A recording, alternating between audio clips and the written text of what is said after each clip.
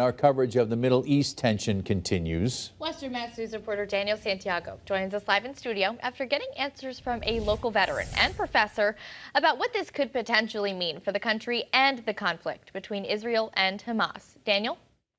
Chris, Abby, today I spoke with retired associate professor and veteran Gary Lafort, who tells Western Mass News these recent attacks could escalate things even further and put the U.S. in the middle of a regional conflict.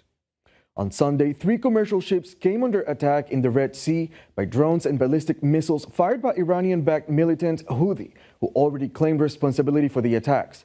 All missiles coming from Houthi-controlled land in Yemen. The U.S. Central Command saying that the USS Carney, a U.S. Navy destroyer, responded to distress calls from the vessels, intercepting and shooting down 3 drones also launched by the militants. Today here in Western Mass, we're getting answers from Gary Lafort, a retired professor of international business at American International College and a retired U.S. Army officer, who tells us Sunday's attacks could cause tension to escalate in the Middle East. The attack in the Red Sea, at least according to the U.S. Department of Defense, they did not see it as a direct attack on the U.S. Carney vessel. I think a bigger concern, though, is that when you take this attack in the Red Sea with the Houthis, you look at what's going on in terms of Hezbollah in Lebanon as far as the Israeli war goes, same thing with Syria, and with the multiple attack on U.S. military assets since October 17th, that are being conducted by Iranian surrogates, it really raises the bigger concern that the Israeli-Hamas war could escalate into a regional conflict.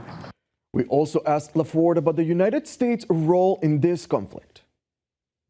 The United States has obligation, political and military obligations to countries around the world.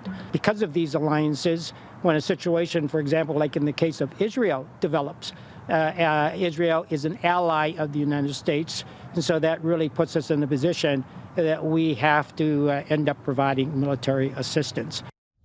According to the U.S. Central Command, there were no injuries reported from Sunday's attacks. Meanwhile, the Houthis claimed the real targets were Israeli ships, never U.S. vessels. Reporting live in studio, Daniel Santiago, Western Mass News.